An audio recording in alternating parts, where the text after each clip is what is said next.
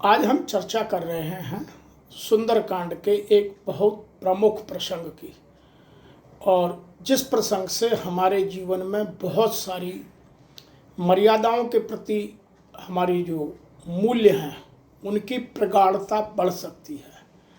क्योंकि यदि हमारा जीवन मर्यादित नहीं है या हम अपने जीवन को मर्यादाओं की ओर अग्रसर नहीं करते हैं, चाहे वो व्यक्तिगत मर्यादाएं हों, सामाजिक मर्यादाएं हों, आर्थिक मर्यादाएं हों, समय की मर्यादाएं हों, रिश्तों की मर्यादाएं हों, उन सब का पालन किया जाना आवश्यक है। यह सुंदरकांड हमें बहुत गहराई के साथ और बहुत साधारण शब्दों में सुगमता से समझाने की कोशिश करता है।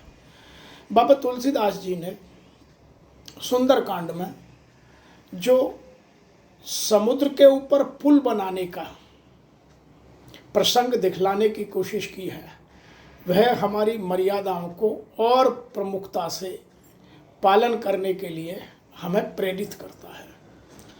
इसकी चर्चा कहीं कोई जो आज के लोग हैं वो नहीं करते, क्योंकि उस प्रसंग की गहराई को वो समझना ही नहीं चाहते हैं। बाबा तुलसीदास जी ने रामचरितमानस और विशेषकर सुंदरकांड की जो गहराइयों से प्रतीकों के तरीके से हमारे मानसिक विचारों में उत्कृष्टता लाने का प्रयास किया है, इतनी गहराई तक वो लोग नहीं पहुंच पाते। आइए इस यात्रा पर आपके साथ आज चलते हैं। और आज का विषय है हमारा, श्री राम ने समुद्र पर पुल क्यों बनाया। बिना पुल भी जब हनुमान जी लंका लांघ कर जा सकते हैं, तो उनसे भी बलशाली बहुत लोग और भी थे राम जी की सेना में।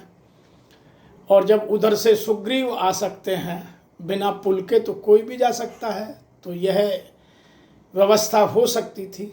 लेकिन यहाँ पुल के महत्व को दर्शाने की कोशिश की गई है। सबसे पहला जो कारण है पुल बनाने का, वो है कि हम अपनी मर्यादाओं को ना लागें, क्योंकि समुद्र अपने आप में एक मर्यादा है। हमारा जो पूरा ब्रह्मांड है वो 5 तत्वों से बना हुआ है, छत जल पावक गगन समीरा। तो उसमें जल की प्रमुखता है, और यदि वो जल को सुखा देते बाण से तो भी मर्यादा खत्म होती, जैसा समुद्र ने उनसे विनय किया। और यदि वो लांघ कर जाते तो भी समुद्र की मर्यादा खत्म होती, क्योंकि समुद्र की दूरी का फिर कोई मतलब नहीं रह जाता। इसलिए उन्होंने अपनी मर्यादाओं का भी और समुद्र की मर्यादाओं का भी, ताकि युग युगांतर तक लोग इन मर्यादाओं को समझें और पालन करें। और उन्होंने यहाँ हमें ये समझाने की कोशिश की, और उन्होंने सबसे पहले विभीषण जी से ही यह पूछा। और विभीषण जी ने उन्हें क्या उत्तर दिया? कह लंकेश सुनऊ रघुनायक, कही सिंधु शोषक सब सायक। उन्होंने कहा कि आप तो सिंधु को अपने एक बाण से सोख सकते हैं, आप तो सभी तरह से सामर्थ्यवान हैं। जदप तदप नीति असिगाई। लेकिन मैं आपको नीति की बात बताऊंगा, मर्यादा की बात बताऊंगा। विनय करई सागर सरजाई, कि आप पहले अपने जो आपके कुल गुरु भी हैं सागर, उनसे विनय कीजिए, वो आपको रास्ता दें। तो यह नीति की सबसे पहली बात कही गई।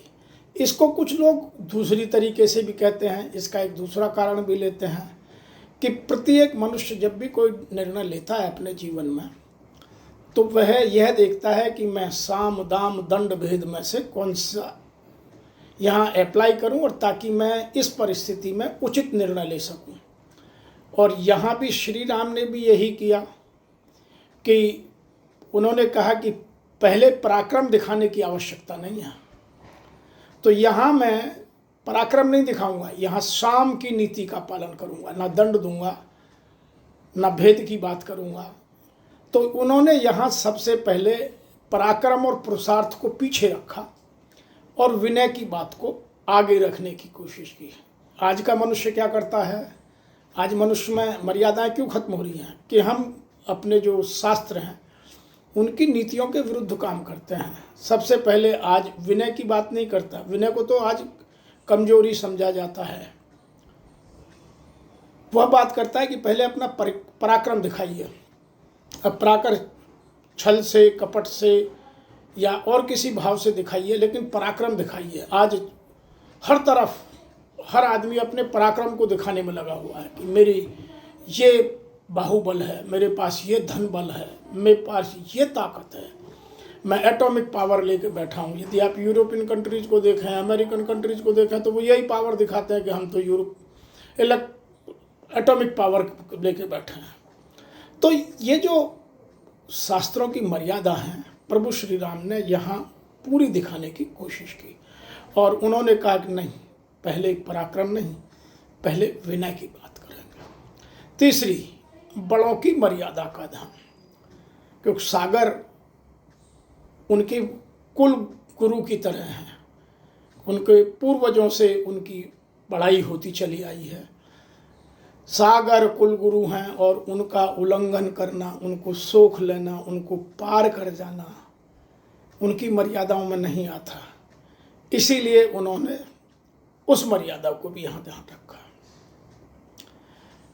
चौथी बात जो विशेष रूप से है कि यहाँ प्रार्थना और पुरुषार्थ का बहुत अच्छा विश्लेषण किया गया है, क्योंकि यहाँ रामचंद्र जी विनय की बात कर रहे हैं और लक्ष्मण जी यहाँ पुरुषार्थ की बात कर रहे हैं। नाथ देव कर कवन भरोसा, सो सही सिंधु करूं कर रोसा, कादर मन कहूँ एक अधारा, देव देव आलसी पुकारा। तो लक्ष्मण जी अपने बड़े भाई श्री राम से कह रहे हैं कि कमजोर मन वाले लोगों की पूजा पाठ करते हैं, लोगों से देव देव की बात करते हैं, जिनके बाहुबल है, जिनकी ताकत है, जिनमें सामर्थ्य है, वो तो अपनी सामर्थ्य दिखाते हैं। तो यहाँ प्रभु राम जी ने क्या कहा अपने छोटे भाई को? तुलसीदास जी की लिखने की जो कला है उसका चित्रण देखिए। उन्होंने श्री राम से सीधा कहलवाया, सुनत बहिर बोले रघुवीरा, ऐसे भी करऊं धरऊं मन धीरा, अस कही प्रभु अनुजहि समझाई, सिंधु समीप गए रघुराई। उन्होंने कहा कि मैं ऐसे ही करूँगा, आप चिंता मत करिए। लक्ष्मण जी आप बिल्कुल सही कह रहे हैं। तो उन्होंने लक्ष्मण जी पर भी गुस्सा नहीं किया, अपनी मर्यादा का ध्यान रखा। तो हमें भी अपनी मर्यादाओं को सदैव ध्यान रखना चाहिए। जब हम जीवन में कोई भी निर्णय लें, कठिन से कठिन परिस्थिति में, विषम से विषम परिस्थिति में, तो हम अपनी मर्यादाओं को ना भूलें और वहाँ पुरुषार्थ और प्रार्थना का समागम देखें कि हमें यदि प्रार्थना से काम चलता हो तो फिर पुरुषार्थ दिखाने की आवश्यकता नहीं है। अगली बात, जड़ की जड़ता को प्रभु श्री राम समझते हैं कि समुद्र जड़ है, क्योंकि वो उन्हीं की प्रकृति का एक अंग है। जो प्रकृति के पांचों तत्व हैं जिनसे प्रकृति चलती है, उनका अपना कोई रोल नहीं है, वो सब उनमें से जड़ता का भाव है।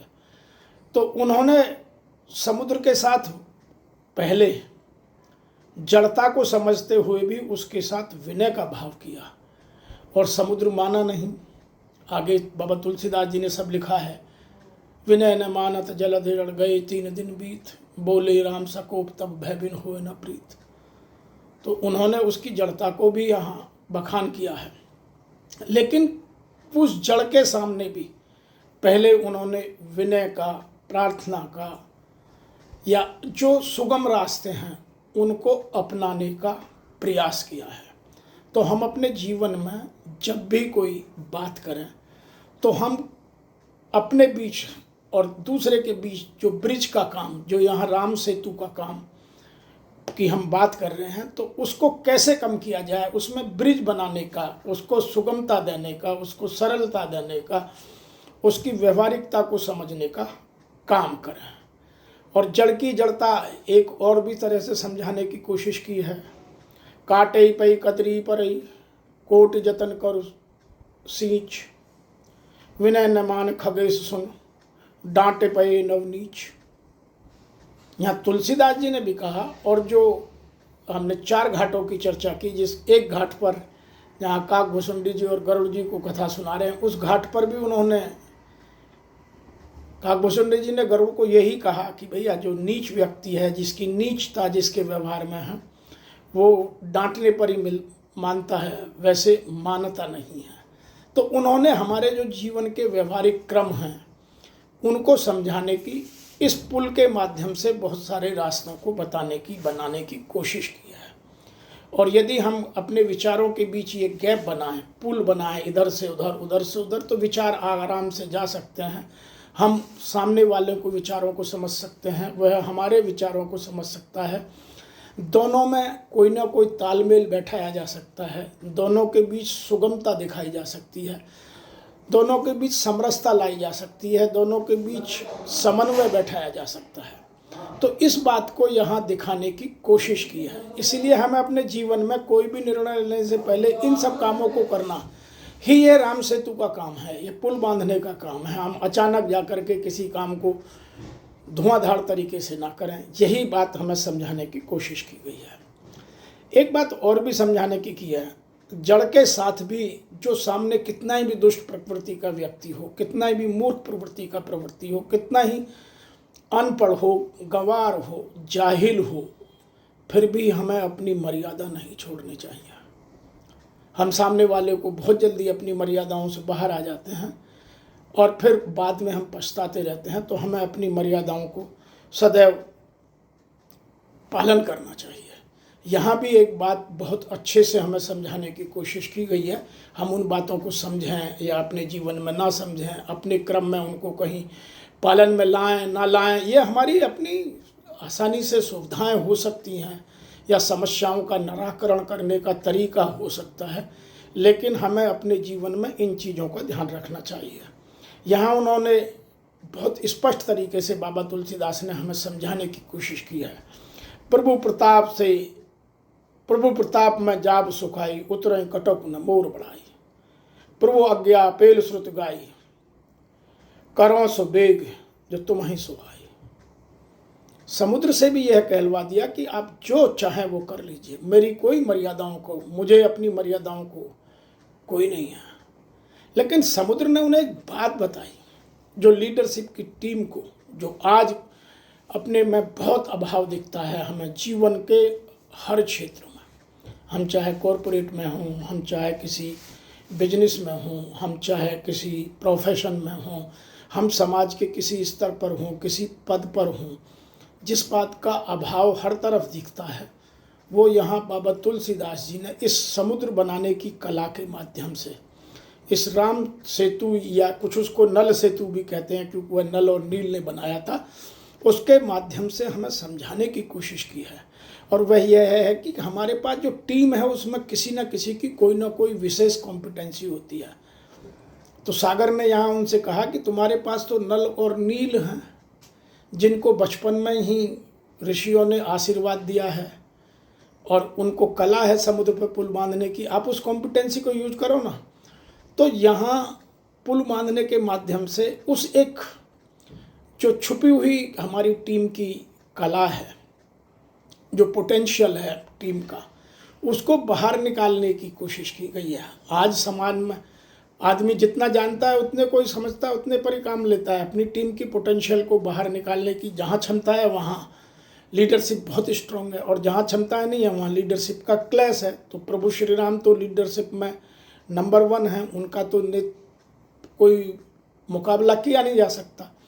तो उन्होंने यहाँ नल और नील की दक्षता का, कुशलता का, सामर्थ्य का भी प्रदर्शन दिखाने की कोशिश की है। प्रभु श्री राम के माध्यम से बाबा तुलसीदास जी ने बहुत स्पष्ट तरीके से समुद्र से कहलवा दिया कि आप गलती ना करें, आपकी टीम में तो बहुत कॉम्पिटेंट लोग हैं।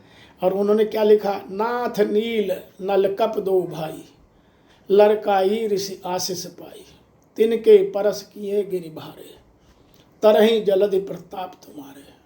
उनके हाथ से पत्थर पानी पर तैर जाते हैं और आपके प्रताप से तो समुद्र तैर जाएंगे, आप उनका यूज कीजिए। तो उन्होंने यहाँ अपनी टीम की दक्षता को भी उभारने का, निखारने का, उसका यूज करने का एक हमें बहुत सशक्त उदाहरण देने की कोशिश की है। हम अपने जीवन में इन चीज़ों को, सुंदरकांड को, मैं बार बार कहता हूँ कि सुंदरकांड को पढ़ते बहुत लोग हैं लेकिन समझते या गुणते नहीं हैं। हम उन चीज़ों को समझें। रामचंद्र जी की उस टीम में योद्धाओं की कमी नहीं है। भालू हैं, वानर हैं, ये हमारे लिए हैं, अन्यथा एक से एक बड़े योद्धा हैं। हनुमान जी, अंगद जी, जामवंत जी, सुग्रीव जी, बाद में रावण का भाई विभीषण भी, नल नील भी, और वहाँ जब पुल बन रहा था तो एक गिलहरी भी। ये भी एक मैसेज है कि जब कोई बड़ा कृत्य होता है तो सबका अपना अपना एक कंट्रीब्यूशन उस काम में होता है। तो समाज के बड़े कामों में सबका सहयोग लेना और सबके सहयोग से ही कार्य करना हमारे लिए अत्यंत आवश्यक है। अन्यथा हमारे जीवन के क्रम में हम फंस जाते हैं और फिर हम उन चीज़ों को ठीक से नहीं संभाल पाते हैं। उसकी मैं एक यहाँ उदाहरण दूंगा। जब सभी भालू, वानर और जितने भी उनके सेना के योद्धा थे राम सेतु का या नल सेतु का निर्माण कर रहे थे, तो वहाँ एक गिलहरी बार बार आती, वो जाकर मिट्टी में लेटती और फिर आकर पुल पर अपने बालों को झाड़ती। तो वानर, भालू उसको बार बार बचा के चल रहे थे, तो उनको पुल को बनाने में असुविधा हो रही थी, तो उन्होंने बार बार उसको धमकाया। और एक बार तो किसी ने कहा कि पैर के नीचे आके दब के मरना ही है क्या, इस शुभ काम में तुम अपनी आहुति क्यों देना चाहते हो। तो गिलहरी प्रभु श्री राम के पास गई, तो उन्होंने कहा नहीं, तुम अपना कृत्य करो। और इन लोगों को शायद पता नहीं है, ये तो बड़े बड़े पत्थर डाल रहे हैं, लेकिन पुल में जो छोटी छोटी दरारें रह जाती हैं जिनसे पुल कमज़ोर हो जा सकता है, उनको तुम अपने छोटे छोटे कणों से भर रही हो। तो तुम्हारा सहयोग तो अतुलनीय है, जिसकी बराबरी ये बड़े बड़े योद्धा नहीं कर सकते। तो एक लीडरशिप की सारी क्वालिटीज़ को इस राम सेतु के माध्यम से दर्शाने का प्रयास बाबा तुलसीदास जी ने यहाँ किया है। तो राम सेतु बनाने के पीछे जो क्रम है वो मर्यादाओं को अपनी जगह अडिग बनाने का, अपनी टीम की दक्षताओं को बाहर निकालने का, सामने वाले की बात को समझने का, विचारों के आदान प्रदान का, नेतृत्व में विचारों की समता का जो भाव है वह तभी आ सकता है कि जब हम अपने और उसके बीच पुल बनाएं। पुल का रोल क्या है हमारी लाइफ में? पुल का रोल है इधर से उधर जाना और उधर से इधर आना। और यह जिस समय का चित्रण है उस समय में पुल एक बड़ी उपलब्धि माना जाता था। उसी माध्यम से इनको यहाँ हमें दिखाने की कोशिश की गई है और इस माध्यम से हमें यह समझाने का प्रयास किया जा रहा है। तुलसीदास जी ने यह स्पष्ट मैसेज सभी समाजजनों को दिया है, चाहे वो किसी भी धर्म से हैं, किसी भी संप्रदाय से हैं या किसी भी अपने अन्य किसी और व्यक्तिगत कारणों से अपने आप को अलग मानते हैं, जाति के हैं। उनमें सामाजिक समरसता का प्रदर्शन नजर आया। जीवन में कोई छोटा नहीं है, कोई बड़ा नहीं है, सबकी अपनी अपनी कॉम्पिटेंसी अपनी अपनी जगह है। दूसरा, प्रकृति के साधनों की जो संरक्षण है वह बहुत जरूरी है। यदि रामचंद्र जी एक बाण मार करके समुद्र को सुखा देते तो उसमें कितने जीव जंतु भस्म हो जाते, जितने भी जलचर हैं वो सब खत्म हो जाते और जो समुद्र की मर्यादा जो आज हम देखते हैं वह समाप्त हो जाती। तो मर्यादाओं को बनाए रखना और विचारों का चिंतन, मनन और उनकी पालन की व्यवस्था बनाए रखना, यह समझाने का क्रम बाबा तुलसीदास जी ने इस राम सेतु के माध्यम से श्री राम, विभीषण, सुग्रीव और समुद्र, लक्ष्मण जी आदि इन सब का एक आपस में वार्तालाप कर और इस प्रक्रिया का, राम सेतु की प्रक्रिया को यहाँ लाकर हमें बहुत सावधानी पूर्वक सरल उदाहरण से समझाने की कोशिश की है। हम केवल राम सेतु को आज के व्यक्तित्व के हिसाब से या आज के जो वर्णन किया जा रहा है उस हिसाब से नहीं, अपने अंदर राम सेतु कैसे बना है इस तरह समझने की आवश्यकता है। हमारे विचारों में जब जब राम सेतु बनेगा तो हम जीवन के विषम से विषम परिस्थितियों में सरल से सरल रास्ता बनाकर निर्णय ले सकते हैं, जीवन को उत्कृष्ट बना सकते हैं। यही राम सेतु का तात्पर्य मनोवैज्ञानिक रूप से मुझे यहाँ लगता है। अतः मेरा आप सबसे यह निवेदन है कि आप रामचरितमानस के या सुंदरकांड, क्योंकि मैं तो यहाँ सुंदरकांड की व्याख्या मनोवैज्ञानिक क्रम में बात कर रहे हैं, सुंदरकांड के एक एक भाव को उसके मूल रूप में, जिस भाव में हमें समझाने का प्रयास किया गया है, उन प्रतीकों से समझें, उन प्रतीकों की मान्यताओं से समझें, उन प्रतीकों के मूल्यों से समझें, उस व्यक्ति के व्यवहार से, उसके कार्य करने की शैली से, उसके आचरण से हमें जो मिलता है उससे सीखें। यह कोई बाहर की दुनिया का या एक कहानी का महत्व नहीं है, यह है कि हम अपने विचारों में बदलाव लाने की सीख कहाँ से कौन सी लेकर अपने विचारों में उत्कृष्टता पैदा कर अपने जीवन का जो प्रमुख उद्देश्य है उसकी प्राप्ति के लिए सकारात्मक प्रयास कर सकते हैं। तो आज इस राम सेतु की जो हमने चर्चा की कि प्रभु श्री राम ने समुद्र पर पुल क्यों बनाया, उससे जो हमें शिक्षाएं मिलती हैं उनको धारण करें और अपने अंदर किसी भी कृत्य का निर्णय लेने से पहले इस तरह के राम सेतु बनाकर उन चीज़ों का निराकरण खोजें और अपने लिए, समाज के लिए, राष्ट्र के लिए उत्कृष्टता का प्रदर्शन करें। इन्हीं सभी के साथ आप सभी को जय जय